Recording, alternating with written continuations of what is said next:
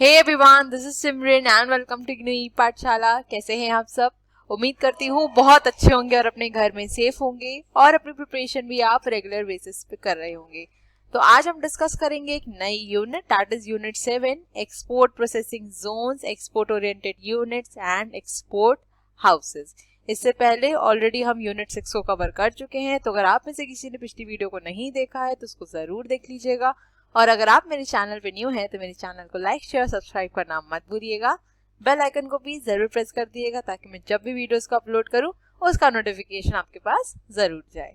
और अगर आप में से किसी ने अभी तक मेरे इंस्टाग्राम और टेलीग्राम चैनल को फॉलो नहीं किया है तो इसको जरूर फॉलो कर लीजिएगा, क्योंकि इग्नू से रिलेटेड जो भी अपडेट्स रहती हैं यहाँ पे मैं रेगुलरली इन्फॉर्म करती रहती हूँ आपको। और आज ही मैंने टेलीग्राम और इंस्टाग्राम पे आपको अपडेट कर दिया है कि आपके दिसंबर 2020 के जो एग्जामिनेशन होने वाले हैं उसकी टेंटेटिव शेड्यूल आ गया है। ठीक है, अगर आप में से किसी ने अभी तक नहीं चेक किया है तो उसको जरूर चेक कर लीजिएगा और कोशिश करिए कि अब उसके अकॉर्डिंग आप अपने चीजों को प्लान आउट कर ले, उस हिसाब से आप पढ़ना शुरू कर दीजिए। ठीक है, जितने उम्मीद है कि ये डेट्स हो सकता है चेंज ना हो, क्योंकि देखिए टेंटेटिव डेट्स का मतलब यही होता है कि they are subject to change. हो सकता है चेंज हो सकता है ना हो, तो अभी जो शेड्यूल है उसके अकॉर्डिंग आप पढ़ना स्टार्ट कर दीजिए। बाकी जब चेंज होगी या जो ऑफिशियली जो नोटिस आनी है या जो आपको शेड्यूल आना है वो आएगा तो उसके लिए भी मैं आपको इन्फॉर्म कर दूंगी। ठीक है, तो बिना किसी देर के अपने सेशन को हम स्टार्ट करते हैं। तो आप लोगों को याद होगा कि हम लोग ने EPZ EOUs के बारे में या एक्सपोर्ट हाउसेज हैं इनके बारे में डिस्कशन किया था, राइट। हमने ये बात करी थी एक्सपोर्ट प्रमोशन इन इंडिया के चैप्टर में, है ना, और वहां पे बहुत ही ब्रीफली बहुत ही प्रिसाइजली वहां पे डिस्कस किया था। तो आज इसको थोड़ा डिटेल में डिस्कस करने की कोशिश करेंगे। ठीक है, An increase in exports is of vital importance to the overall development of the economy of any country. Export is not an end in itself, but it is a means to economic growth and national development. The primary purpose is not the merely earning of foreign exchange, but the stimulation of greater economic activity. With this objective, the government of India has taken many initiatives to promote exports and generate larger surplus, which requires more production activity. Export processing zones, export oriented units and special economic zones have been created to increase production base for the export purpose. जब हमने discuss किया था export promotion of India में तो हमने वहां पे बात करी थी export oriented units, export processing zones की, है ना, और ये इसीलिए एस्टैब्लिश की गई थी ताकि एक्सपोर्ट्स को बढ़ाया जा सके, एक्सपोर्ट्स को प्रमोट किया जा सके, राइट। और इन सब जोन्स की जो खास बात थी वो क्या थी कि यहाँ पर कोई भी ड्यूटी चार्ज नहीं की जाती थी, राइट। लेट्स से कि अगर EPZ या EOUs में कोई प्रोडक्शन हो रहा है, ठीक है, और प्रोडक्ट को फॉर्म करने के लिए कुछ इनपुट्स की जरूरत है, और अगर वो इनपुट्स को हम इंपोर्ट करते हैं तो उसके ऊपर कोई भी इंपोर्ट ड्यूटी नहीं चार्ज की जाएगी अगर वो एक्सपोर्ट प्रोसेसिंग जोन्स या यूनिट्स या SEZs के अंदर आ रहा है। ठीक है, और ये इसीलिए किया जाता था ताकि हम अपने एक्सपोर्ट्स को बढ़ा सके, क्योंकि अगर ड्यूटी चार्ज करी जाएगी तो ये जो स्पेसिफिकली बनवाए गए थे ये इकोनॉमिक जोन्स, इनका कोई फायदा नहीं होगा। ये तो एक तरह से कह देंगे कि हम नॉर्मल ट्रेड ही हो रहा है ना। तो गवर्नमेंट ने ये इनिशिएटिव इसीलिए लिया था ताकि एक्सपोर्ट्स को बढ़ाया जा सके, प्रोडक्शन भी बढ़ाया जा सके, साथ ही जो हमारी फर्म्स हैं वो इंटरनेशनल मार्केट में कम्पीट भी कर सके। ठीक है, तो duty free imports of all types of inputs are permitted to such units along with several incentives to enhance the exports. Besides, exporters having a record of export performance over the years are granted the status of various categories of export houses. तो ये भी मैंने आपको बताया था जब हम discuss कर रहे थे एक्सपोर्ट प्रमोशन ऑफ इंडिया का चैप्टर, कि जब हमारे एक्सपोर्टर्स की परफॉर्मेंस आउटस्टैंडिंग होती है, जब वो एक्सपोर्ट ज्यादा से ज्यादा करते हैं तो उनको एक स्टेटस प्रोवाइड किया जाता है। ठीक है, एक्सपोर्ट हाउसेस की कैटेगरी में एक स्टेटस मिलता है, जैसे मैंने आपको बताया था ना, star export house, super star export houses. ठीक है, तो ये किसके बेसिस मिलता है कि जो आपका एक्सपोर्टर है उसने कितना ज्यादा एक्सपोर्ट किया है। ठीक है, तो इन सबको हम डिटेल में इस चैप्टर में डिस्कस करेंगे। ठीक, चलते हैं अपनी नेक्स्ट स्लाइड की तरफ। अब डिस्कस कर लेते हैं EPZ और EOUs के बारे में। तो सबसे पहले डिस्कस कर लेते हैं EPZs के बारे में। Free trade zones or export processing zones are industrial estates which form enclaves within the national customs territory and are usually situated near international ports or airport. The entire production of such zones is normally exported. Imports of raw materials, intermediate products, equipments and machineries required for export production are not subject to the payment of customs duty. A characteristic feature of EPZ is the speed and the simplicity of the import and export transactions. Time-consuming custom procedures on import into the zones and exports from the zones are kept to minimum. अब ये जो export processing Jones है या फिर जिन्हें हम free trade Jones भी कहते हैं, ये इंटरनेशनल पोर्ट या एयरपोर्ट के पास सिचुएटेड होती हैं, ठीक है, और इनका जो भी प्रोडक्शन होता है वो एक्सपोर्ट ही किया जाता है. मतलब इस पर्टिकुलर यूनिट में जो भी चीजें बनाई जाती हैं वो सारी की सारी एक्सपोर्ट की जाती हैं, ठीक है. और जब ये इंटरनेशनल पोर्ट या एयरपोर्ट के पास में होते हैं तो जितना भी हम इंपोर्ट करते हैं, जैसे इनपुट्स हो गए, रॉ मटेरियल्स हो गए, तो यहाँ पे इन सब प्रोसेस में ज़्यादा टाइम नहीं लगता है. जो कस्टम क्लियरेंस होती है यहाँ पे उसमें ज़्यादा देर नहीं लगती है, ठीक है. और ये मैंने आपको बताया ही था कि ये जितनी भी हमारी प्रोसेसिंग जोन्स हैं या जितनी भी यूनिट्स हैं, यहाँ पर कोई भी कस्टम ड्यूटी चार्ज नहीं करी जाती है. जो भी प्रोडक्ट्स को इंपोर्ट किया जाता है इसके ऊपर कोई भी कस्टम ड्यूटी या टैरिफ चार्ज नहीं किया जाता है, ठीक है. आई होप इतना क्लियर हुआ. EPZs are created by the developing countries for the purpose of promoting the development of export-oriented manufacturing industries. The zones are intended to provide an internationally competitive duty-free environment for export production at low cost. This enables the products of EPZs to be competitive both quality-wise and price-wise in the international market. तो ये जो EPZs हैं ये basically हमारी developing countries create करती हैं. Developing countries में आपको EPZ ज़्यादा दिख जाएंगी. जैसे कि हमारी इंडिया की भी बात करें तो इंडिया भी क्या है, हमारी डेवलपिंग कंट्री है. तो यहाँ पे भी आपको ये सब प्रोसेसिंग जोन्स या इकोनॉमिक यूनिट्स दिख जाएंगे. और ये इसीलिए ही फॉर्म करी जाती है ताकि एक्सपोर्ट्स को बढ़ाया जा सके, ठीक है. क्योंकि यहाँ पे देखिए कोई भी ड्यूटी नहीं चार्ज की जा रही है, तो जो भी प्रोडक्शन होगा वो लो कॉस्ट पे भी हो जाएगा, राइट. और जो भी हम प्रोडक्ट्स को इंपोर्ट कर रहे हैं उसके ऊपर हम कस्टम ड्यूटी जब नहीं पे कर रहे हैं तो जो प्रोडक्ट मिल रहे हैं वो तो क्वालिटी वाइज अच्छे हैं ना.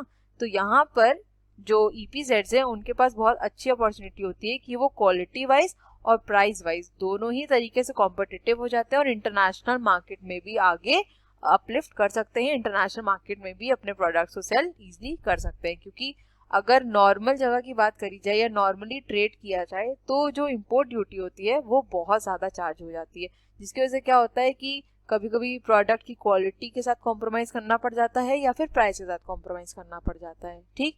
लेकिन EPZ से EOUs के साथ ऐसा सीन नहीं होता है. यहाँ पे हम एक तरह से कह सकते हैं कि क्वालिटी वाइज और प्राइस वाइज खुद को कॉम्पिटिटिव बनाने की कोशिश करते हैं, ठीक है. आई होप यहाँ तक क्लियर हो गया होगा. चलते हैं नेक्स्ट स्लाइड की तरफ. नेक्स्ट डिस्कस कर लेते हैं ऑब्जेक्टिव्स ऑफ EPZs. देखिए ऑब्जेक्टिव्स की अगर बात करी जाए तो इन चीज़ों को याद करने की कोशिश मत करिएगा, ठीक है. जनरली टीचर्स यही कहते हैं कि याद कर लीजिए. मैं ये नहीं कहूँगी कि याद कर लीजिए, मैं ये कहूँगी समझ के पढ़िए तो खुद ही याद रहेगा. याद करेंगे तो पक्का भूल जाएंगे, ये बात तो फॉर श्योर है, ठीक है. तो एक कोशिश करती हूँ समझाने की कि जिससे आपको याद भी रहे और अगर आप कुछ भूल भी जाएं तो खुद ही अपने आप चीज़ों को फ्रेम भी कर लें, ठीक है. जब मैंने आपके साथ EPZ डिस्कस किया तो सबसे पहले मैंने आपको यही बात बताई थी कि EPZs को बेसिकली इसीलिए ही बनाया गया ताकि हम एक्सपोर्ट्स को प्रमोट कर सकें, ठीक है. अब जब एक्सपोर्ट को प्रमोट किया जाएगा, एक्सपोर्ट्स को बढ़ाया जाएगा, तो बदले में हमें क्या मिलेगी, फॉरेन अर्निंग्स मिलेंगी, राइट. तो सबसे पहला पॉइंट क्या कह रहा है, जनरेटिंग फॉरेन एक्सचेंज अर्निंग, ठीक है. अब जब हमारी कंट्री में EOUs, EPZ, SEZs को एस्टैब्लिश किया गया है और वहाँ पे प्रोडक्शन होना है, काम होना है, तो वहाँ पे ऑब्वियस सी बात है कि मैन पावर की ज़रूरत पड़ेगी ही पड़ेगी, राइट. तो इस तरह से क्या होगा, एम्प्लॉयमेंट अपॉर्चुनिटीज़ भी क्रिएट हो जाएंगी, ठीक है. नेक्स्ट, अब अगर हमने EOUs, EPZs को एस्टैब्लिश किया है और इसीलिए किया है ताकि हम अपने एक्सपोर्ट्स को बढ़ा सके, फॉरेन एक्सचेंज अर्निंग्स को जनरेट कर सकें, तो ऑब्वियस सी बात है कि फॉरेन कैपिटल भी कहीं ना कहीं अट्रैक्ट होगी, है ना. हो सकता है कि जो बाहर की कंपनीज हैं, फर्म्स हैं, वो भी यहाँ पे आके इन्वेस्टमेंट करने की कोशिश करें, ठीक है.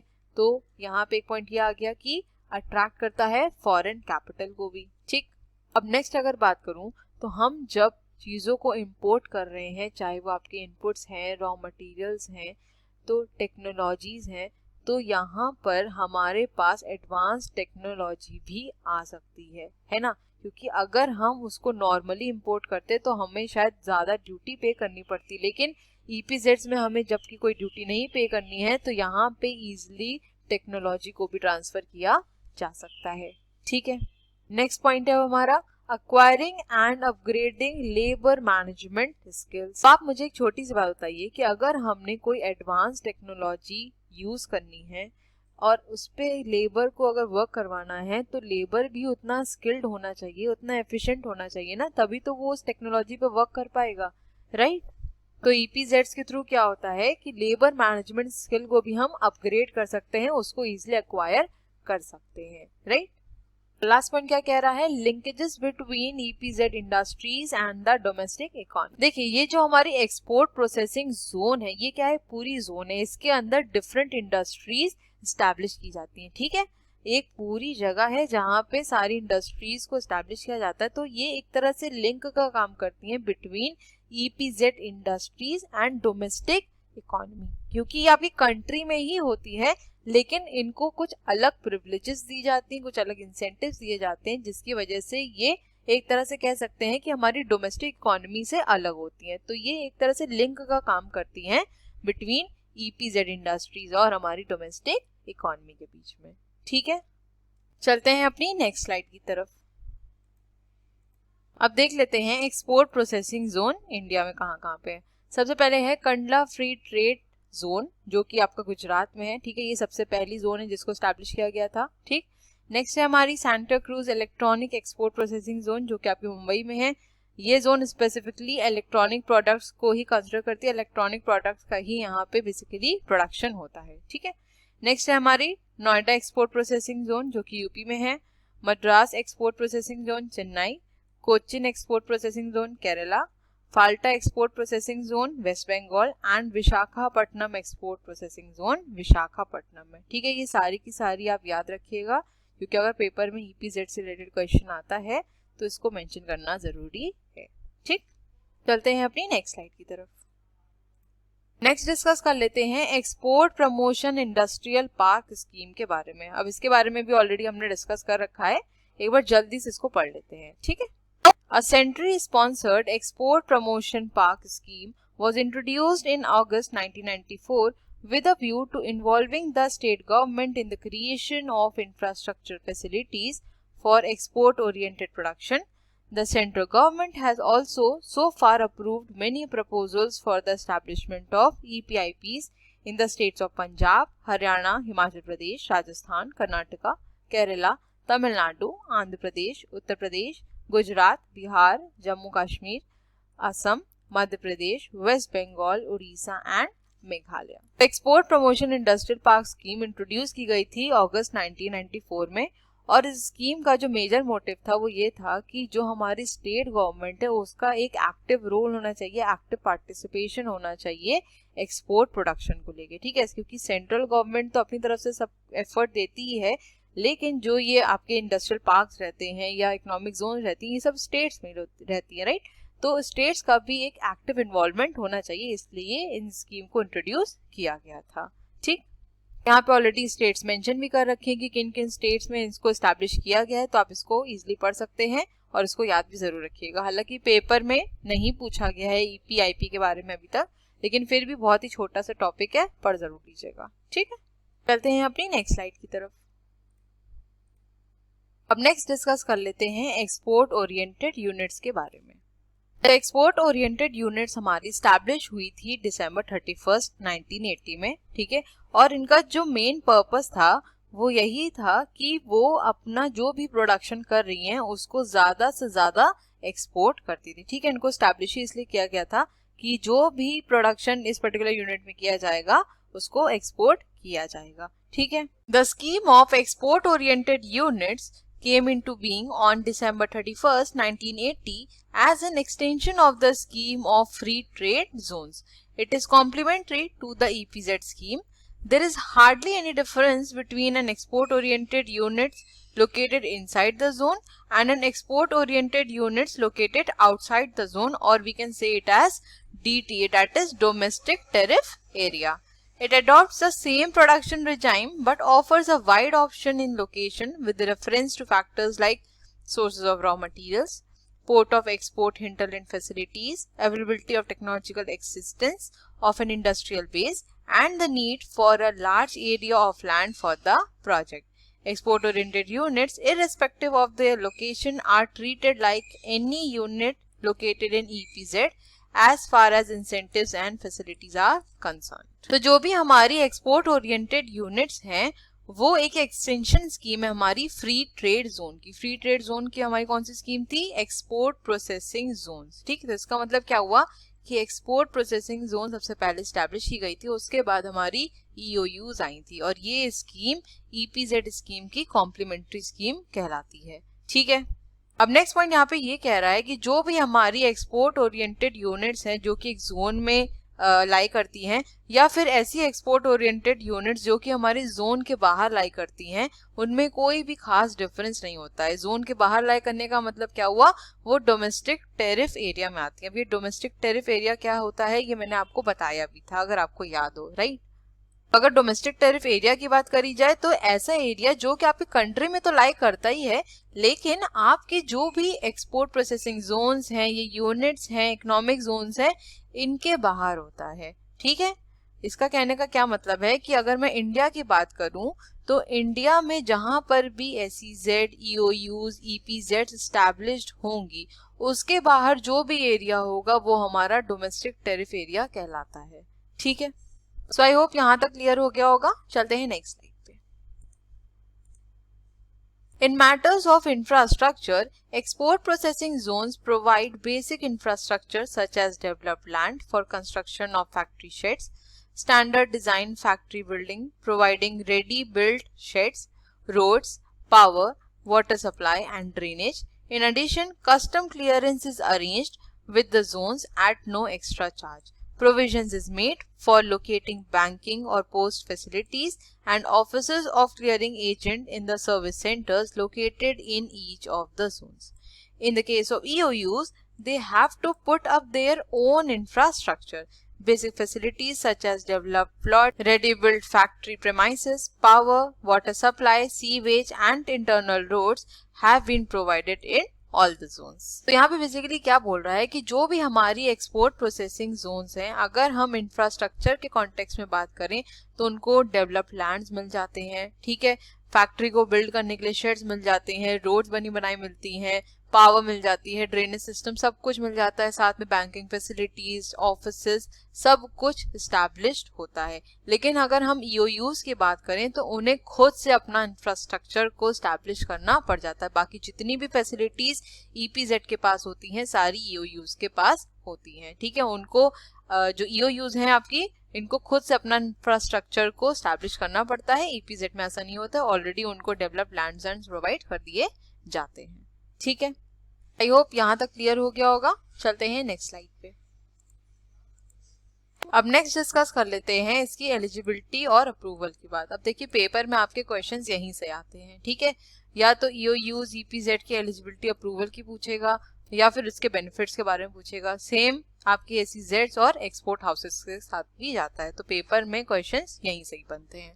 ठीक है, तो units undertaking to export their entire production of goods and services may be set up under the export oriented units scheme, export processing zone scheme, electronic hardware technology park scheme or software technology park scheme. Such units may be engaged in manufacture, service, trading, development of software, agriculture including agro processing, aquaculture, animal husbandry, biotechnology, floriculture, horticulture, pisciculture, viticulture, poultry, sericulture and grantees, and may export all products except prohibited items of exports in ITC. देखिए इस particular point में बस इतनी सी बात कह रहा है कि जो भी हमारे एक्सपोर्ट ओरिएंटेड यूनिट्स हैं, EPZs हैं, ESTPs हैं या STPs हैं, यहाँ पर जो भी प्रोडक्शन होता है, चाहे वो गुड्स को लेके हो चाहे वो सर्विसेज को लेके हो, सारा ही सारा हम क्या करते हैं, एक्सपोर्ट करते हैं। लेकिन कुछ ऐसे प्रोडक्ट्स हैं जिनके ऊपर कह सकते हैं एक रिस्ट्रिक्शन लगी हुई है, वो प्रोहिबिटेड आइटम्स हैं, हम उन्हें एक्सपोर्ट नहीं कर सकते, और ऐसे आइटम्स ITC-HS में आते हैं। ठीक है, अब ये ITC-HS है क्या, इसको समझ लेते हैं। हालांकि आपके लिए बहुत ज्यादा तो इम्पोर्टेंट नहीं है, क्योंकि आपके बुक में ना ही इसको डिटेल में मेंशन किया गया है, ना ही कभी पेपर में आता है, लेकिन फिर भी जानना जरूरी है मुझे लगता है। ठीक है, देखिए ITC-HS का बेसिकली फुल फॉर्म क्या है, Indian trade clarification based on harmonise system of coding, जो कि इंडिया ने अडॉप्ट किया था, और ये बेसिकली किसमें वर्क करता है, एक्सपोर्ट इंपोर्ट ऑपरेशंस में वर्क करता है। ठीक है, अब ITC-HS में क्या है, बेसिकली कुछ ऐसे आइटम्स लिस्टेड हैं जिनको आप एक्सपोर्ट नहीं कर सकते। ठीक है, उनके एक्सपोर्ट को लेके प्रोहिबिशन लगाया गया है, रेस्ट्रिक्शन है, अगर ऐसे चीजों को एक्सपोर्ट किया जाता है तो उसके ऊपर कार्रवाई की जा सकती है। अब बता देती हूँ कौन से ऐसे आइटम्स हैं, जैसे आपके आर्म्स एंड एनिमिनेशंस हो गए, ठीक है, वर्क्स ऑफ आर्ट्स हो गए, इंस्ट्रूमेंट्स हो गए, एनिमल्स या एनिमल्स को लेके प्रोडक्ट्स हो गए, ठीक है, प्रीशियस स्टोन्स हो गए, इन सब के एक्सपोर्ट को लेके रेस्ट्रिक्शन लगाया गया है। ठीक, अगर इन सब प्रोडक्ट्स को एक्सपोर्ट किया जाता है तो जो भी पर्सन ये चीजें कर रहा है उसके ऊपर सख्त कार्रवाई भी की जा सकती है। ठीक है, तो सारी ही चीजों को एक्सपोर्ट किया जा सकता है, लेकिन ITC-HS के अंदर जो भी लिस्टेड आइटम्स है, जो भी प्रोहिबिटेड आइटम्स हैं, उनको एक्सपोर्ट नहीं किया जा सकता है। ठीक, आई होप यहाँ तक क्लियर हो गया होगा। चलते हैं नेक्स्ट स्लाइड पे। अब नेक्स्ट पॉइंट है हमारा net foreign exchange earning as a percentage of exports and minimum export performance. So the unit shall be a net foreign exchange earner. The minimum net foreign exchange earning as a percentage of exports and the minimum export and performance shall be specified in the policy. इस particular point में सिर्फ इतनी सी बात कह रहा है कि जो भी हमारी एक्सपोर्ट ओरिएंटेड यूनिट्स हैं या आपकी EPZs हैं, ये फॉरेन एक्सचेंज अर्नर होनी चाहिए। क्योंकि देखिए, अगर आप प्रोडक्शन कर रहे हैं, आपको सारी फैसिलिटीज मिल रही हैं, सारे इंसेंटिव्स प्रोवाइड किए जा रहे हैं, कोई भी ड्यूटी नहीं चार्ज की जा रही है, तो आपसे भी ये एक्सपेक्ट किया जाता है कि अगर आप प्रोडक्शन बढ़ा रहे हैं, प्रोडक्शन कर रहे हैं, तो ज्यादा से ज्यादा चीजों को एक्सपोर्ट करेंगे, और जब ज्यादा से ज्यादा चीजों को एक्सपोर्ट किया जाएगा तो ऑब्वियस सी बात है फॉरेन करेंसी आएगी ही आएगी। ठीक है, तो यहाँ पे यही बोल रहा है कि वो फॉरेन एक्सचेंज अर्नर होनी चाहिए, साथ ही मिनिमम एक्सपोर्ट परफॉर्मेंस भी होनी चाहिए। अब ऐसा ना हो कि प्रोडक्शन तो किया जा रहा है, एक्सपोर्ट भी किया जा रहा है, लेकिन उनकी परफॉर्मेंस में कोई ग्रोथ नहीं दिख रही है। ठीक है, तो इन दोनों ही चीजों को लेके पॉलिसी में प्रॉपरली चीजें मेंशन होनी चाहिए कि उनका मिनिमम एक्सपोर्ट परफॉर्मेंस कितना होगा, वो किस तरह से परफॉर्म करेंगी, आगे उनका क्या कह सकते हैं विजन है, आगे किस तरह से वो अपनी परफॉर्मेंस को इंक्रीज करेंगी, सब ही चीजें उनकी पॉलिसी में प्रॉपरली मेंशन होनी चाहिए। ठीक है, नेक्स्ट पॉइंट है हमारा legal undertaking. The unit shall execute a legal undertaking with the development commissioner concerned, and in the event of failure to fulfill the performance as stipulated would be liable to penalty. देखिए, legal undertaking का क्या मतलब होता है कि अगर मैं कोई भी टास्क को परफॉर्म कर रही हूँ और इसमें कुछ भी गड़बड़ी होती है तो उसके लिए मैं खुद जिम्मेदार होंगी। लीगल अंडरटेकिंग का बेसिकली ये मतलब होता है। ठीक है, तो जो भी हमारे यूनिट्स हैं उनको एक लीगल अंडरटेकिंग कह सकते हैं साइन करनी पड़ती है डेवलपमेंट कमिश्नर के साथ, और अगर वो इस लीगल अंडरटेकिंग को मतलब प्रॉपर्ली एग्जीक्यूट करने में फेल हो जाती हैं, ठीक है, चीजों को सही ढंग से नहीं कर पाती हैं, लीगल वे में नहीं परफॉर्म कर पाती हैं, तो उनके ऊपर पेनाल्टी भी चार्ज की जा सकती है। ठीक है, अब नेक्स्ट पॉइंट है हमारा approvals. Applications for EOUs, EPZ, ESTP or STP units satisfying the conditions may be given approval within 15 days by the concerned development commissioner of the EPZ. In other cases, approval may be granted by the boards of approval set up for this purpose or Secretariat for Industrial Assistance within 45 days as the case में भी। यहाँ पर अगर मैं approvals की बात करूँ तो जितनी हमारी EOUs, EPZs, STP या ESTPs हैं, अगर इनको स्टैब्लिश करना है और इसके लिए जो भी टर्म्स एंड कंडीशंस आपको फॉलो करना है, अगर आप वो टर्म्स एंड कंडीशंस को फॉलो कर लेते हैं तो विद इन 15 डेज आपको डेवलपमेंट कमिश्नर की तरफ से अप्रूवल मिल जाता है और आप इन यूनिट्स को एस्टैब्लिश कर सकते हैं। ठीक है, लेकिन कभी कभी ऐसा होता है कि ये अप्रूवल 15 डेज के अंदर नहीं मिलता, हो सकता है कुछ टर्म्स एंड कंडीशंस में प्रॉब्लम हो या फिर जो भी अदर फैक्टर्स हैं, तो उस टाइम पे जो बोर्ड ऑफ अप्रूवल है या तो वो आपको अप्रूवल प्रोवाइड करता है, या फिर सेक्रेटरीट फॉर इंडस्ट्रियल असिस्टेंस ये आपको अप्रूवल प्रोवाइड करते हैं विद इन 45 डेज। ठीक है, आई होप यहाँ तक क्लियर हो गया होगा। चलते हैं अपनी नेक्स्ट स्लाइड की तरफ। अब नेक्स्ट है हमारा बेनिफिट्स एंड फैसिलिटीज। अब देख लेते हैं कि जो भी ईओयूज या ईपीजेड्स को स्टैब्लिश किया जाता है, इनको स्टैब्लिश करने में क्या बेनिफिट या क्या फैसिलिटीज प्रोवाइड होती हैं। ठीक है, अब ये टॉपिक आपका काफी ज्यादा इंपॉर्टेंट है क्योंकि पेपर में जो क्वेश्चन आता है वो बेनिफिट्स एंड फैसिलिटीज से बहुत बार आया है। ठीक है, तो सबसे पहला पॉइंट क्या कह रहा है, इम्पोर्टेबिलिटी of goods. And EOU, EPZ, ESTP और एसटीपी यूनिट्स में import without payment of duty of all types of goods, including capital goods required for manufacture, services, trading, or in connection therewith. The goods should not be prohibited items of imports in the ITCHS. ये हमने discuss भी किया था अभी कि export के purpose से अगर कोई भी इनपुट, कोई भी प्रोडक्ट को अगर इंपोर्ट किया जा रहा है तो उसके ऊपर कोई भी ड्यूटी चार्ज नहीं की जाती है, राइट। नेक्स्ट लाइन इसमें क्या कह रहा है कि जो भी प्रोडक्ट को हम इंपोर्ट कर रहे हैं वो ITCHS के प्रोहिबिटेड आइटम्स के अंदर नहीं आना चाहिए। अभी मैंने डिस्कस भी किया था आपसे ITCHS क्या होता है।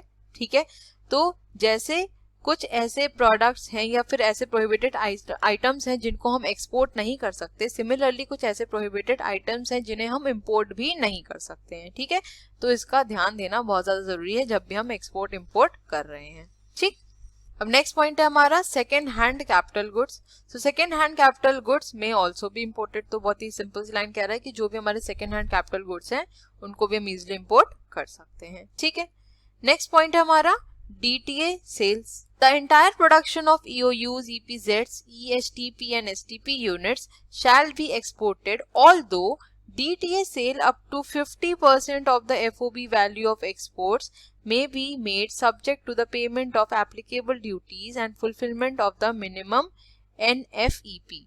No DTA sale shall be permissible in respect of motor cars, alcoholic liquors, and such other items as may be stipulated by the Directorate General of Foreign Trade by a policy notice issued in this behalf. अब देखिए इस point में क्या बोल रहा है कि मैंने आपको ये बताया भी था कि जो भी हमारी EOUs, EPZs, STP या ESTP हैं, इसके अंदर जो भी प्रोडक्शन होता है वो सारा का सारा क्या करा जाता है, एक्सपोर्ट किया जाता है। लेकिन कुछ ऐसा पोर्शन रहता है जो कि ऑलरेडी डिसाइडेड रहता है, उसको DTA सेल्स के लिए रखा जाता है। अभी DTA सेल्स क्या होती है, डोमेस्टिक टेरिफ एरिया सेल्स, है ना। तो जितना भी प्रोडक्शन हुआ है वो सारा का सारा एक्सपोर्ट तो किया जाएगा, लेकिन कुछ ऐसे स्पेसिफाइड परसेंटेज है एक्सपोर्ट का जो कि DTA सेल्स के लिए रखा जाता है। ठीक, अब यहाँ पे क्या बोल रहा है कि डोमेस्टिक टेरिफ एरिया के अंदर ना ही हम मोटर कार्स को सेल कर सकते हैं, ना ही अल्कोहलिक लिकर्स को, और ना ही ऐसे कोई प्रोडक्ट्स को जो कि directorate general of foreign trade ने अपनी पॉलिसी में इसके रिगार्डिंग मेंशन कर रखा है। मतलब कहने का ये है कि डोमेस्टिक टेरिफ एरिया में ना ही मोटर कार्स को, ना ही अल्कोहलिक लिकर्स को सेल किया जा सकता है, ना ही जो भी हमारी पॉलिसी है उसमें कुछ ऐसे आइटम्स दिए हैं जिनकी DTA सेल्स नहीं कर जा सकती, ऐसे कोई भी आइटम को वहां पे सेल नहीं किया जाएगा। बाकी जितना भी स्पेसिफाइड परसेंटेज है वो DTA सेल्स के अंदर आएगा। ठीक है, आई होप यहाँ तक क्लियर हुआ होगा। चलते हैं नेक्स्ट स्लाइड पे। अब नेक्स्ट पॉइंट है हमारा इंटर यूनिट ट्रांसफर।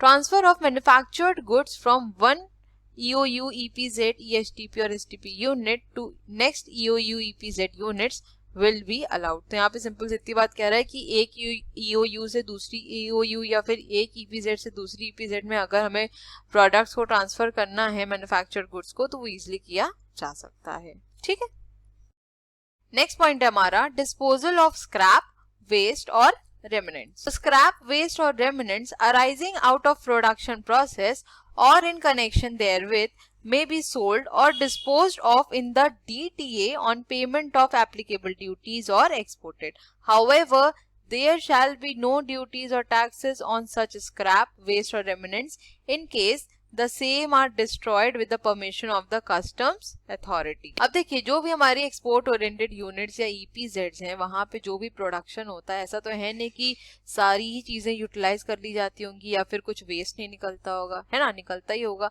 तो प्रोडक्शन करते समय जो भी स्क्रैप या जो भी वेस्ट निकलता है उसको या तो सेल करा जा सकता है या फिर डीटीए में डिस्पोज ऑफ भी किया जा सकता है। हो सकता है कि वो स्क्रैप या वेस्ट ऐसा हो जो ईपीजेड या ईओयूज के मतलब का ना हो, लेकिन वो डीटीए में अगर आता है तो वहां पे उसका कुछ यूटिलाइजेशन किया जा सकता है, ठीक है, लेकिन उसके ऊपर कुछ ड्यूटीज भी चार्ज की जा सकती हैं। ठीक, नेक्स्ट पॉइंट क्या बोल रहा है कि अगर कस्टम अथॉरिटी से ये परमिशन ले ली गई है कि जो भी हमारा स्क्रैप है या वेस्ट है उसको डिस्ट्रॉय किया जा सकता है, तो उस स्क्रैप या वेस्ट के ऊपर कोई भी ड्यूटी या टैक्स को चार्ज नहीं किया जाएगा। ठीक, तो इन ऑल यहाँ पे सिंपल सा कहने का ये मतलब है कि जो भी स्क्रैप या वेस्ट निकलता है जब प्रोडक्शन होता है ईओयूज या ईपीजेड में, तो उस स्क्रैप या वेस्ट को हम डिस्पोज ऑफ कर सकते हैं डोमेस्टिक टेरिफ एरिया में, बट उसके ऊपर कुछ ड्यूटीज एप्लीकेबल रहेंगी। ठीक है, और जो भी हमारा स्क्रैप या वेस्ट उसको डिस्ट्रॉय किया जा रहा है कस्टम अथॉरिटी की परमिशन पे, तो उनके ऊपर कोई भी ड्यूटी या टैक्स को चार्ज नहीं किया जाएगा। ठीक, आई होप क्लियर हो गया होगा। चलते हैं अपनी नेक्स्ट स्लाइड की तरफ। नेक्स्ट है हमारा sale of unutilised material. In case of an EOU, EPZ, ESTP और STP unit is unable for valid reasons to utilise the goods, it may dispose them of in the DTA on payment of applicable duties and submission of import license by the DTA unit wherever applicable or export. Supply from one EOU, EPZ, ESTP or STP unit to another such unit would also be treated as import. Capital goods and spares that have become obsolete or surplus may either be exported with the prior permission of the Development Commissioner और disposed of in the DTA subject to payment of applicable duty। अब देखिए यहाँ पे क्या बोल रहा है, sale of unutilised material, right, और पीछे हमने क्या डिस्कस किया था, डिस्पोजल ऑफ स्क्रैप या वेस्ट। दोनों में ही काफी ज्यादा डिफरेंस होता है। स्क्रैप मतलब क्या होता है कि हमने जब प्रोडक्शन किया उसके बाद जो बच गया वो स्क्रैप हो गया या वेस्ट हो गया। अनयूटिलाइज मटेरियल क्या मतलब हुआ कि हमने उसको यूटिलाइज ही नहीं करा है। ठीक है, तो दोनों ही चीजें अलग होती हैं। ठीक, अब देखिए इस पॉइंट में क्या बोल रहा है कि जितनी हमारी ईओयूज, ईपीजेड्स, ईएसटीपी, एसटीपी हैं, अगर ये किसी कारणवश कोई भी प्रोडक्ट को या कोई भी मटेरियल या कोई भी गुड को यूटिलाइज नहीं कर पाती हैं, तो इसको वो डिस्पोज ऑफ कर सकती हैं डोमेस्टिक टेरिफ एरिया में, लेकिन इसके ऊपर ड्यूटीज चार्ज करी जाएंगी। ठीक है, अब नेक्स्ट पॉइंट क्या कह रहा है कि अगर इंटर यूनिट ट्रांसफर किया जाता है तो इसको इंपोर्ट ट्रीट किया जाएगा। अब इस पॉइंट को दूसरे पॉइंट से कंफ्यूज नहीं करिएगा, वहां पे किसकी बात करी जा रही थी, मैन्युफैक्चर्ड गुड्स की बात करी जा रही थी, है ना, तो उसको आप इजीली ट्रांसफर कर सकते हैं, लेकिन हम यहाँ पे किसकी बात कर रहे हैं, अनयूटिलाइज्ड मटेरियल की बात कर रहे हैं। तो अगर एक ईओयू या ईपीजेड से दूसरी ईपीजेड या ईओयू में ट्रांसफर किया जाता है तो उसको इंपोर्ट ट्रीट किया जाएगा, किसके कॉन्टेक्स्ट में, अनयूटिलाइज्ड मटेरियल के कॉन्टेक्स्ट में। ठीक है, लास्ट पॉइंट क्या कह रहा है कि जो भी हमारे कैपिटल गुड्स हैं या स्पेयर पार्ट्स हैं, अगर वो ऑब्सोलीट हो गए हैं या फिर वो सरप्लस हैं या ज्यादा क्वांटिटी में हैं, तो हम उनको एक्सपोर्ट कर सकते हैं, लेकिन उसके लिए हमें डेवलपमेंट कमिश्नर से परमिशन लेने की जरूरत पड़ेगी, या फिर अगर हम एक्सपोर्ट उन्हें नहीं कर सकते तो हम उन्हें डीटीए में डिस्पोज ऑफ कर सकते हैं, लेकिन इसके ऊपर ड्यूटीज चार्ज करी जाएंगी। ठीक है, आई होप ये क्लियर हुआ होगा। सो आज का हमारा सेशन यहीं तक था, मिलेंगे अपने नेक्स्ट वीडियो में और इस चैप्टर को आगे कंटिन्यू रखेंगे। ठीक है, so thank you so much for watching. Please channel को लाइक, शेयर, सब्सक्राइब करना मत भूलिएगा। बेल आइकन को भी जरूर प्रेस कर दिएगा ताकि मैं जब भी वीडियोस को अपलोड करूं उसका नोटिफिकेशन आपके पास जरूर जाए। अपने फीडबैक भी प्रोवाइड करिएगा कि आपको वीडियोस कैसी लग रही हैं, और अगर कुछ इंप्रूवमेंट की जरूरत है तो बिल्कुल बताइएगा। यहाँ पे मैं आपसे एक चीज और पूछना चाहती हूँ कि आप में से कुछ लोग के अभी ऑलरेडी पेपर चल रहे हैं, राइट, तो अगर आप में से कोई चाहता है कि मैं और आईबीओ के इम्पोर्टेंट टॉपिक्स लेके आऊं तो प्लीज कमेंट सेक्शन में जरूर बताइएगा, और एटलीस्ट ये भी बता दीजिएगा कि आपके पेपर्स किस किस डेट पे हैं, तो उस अकॉर्डिंग मैं प्लान आउट कर सकूं और आपको वीडियो भी प्रोवाइड कर सकूं अगर आपको जरूरत है तो। ठीक है, तो चलिए मिलेंगे अपने नेक्स्ट वीडियो में। Till then stay safe, stay healthy, bye bye, take care.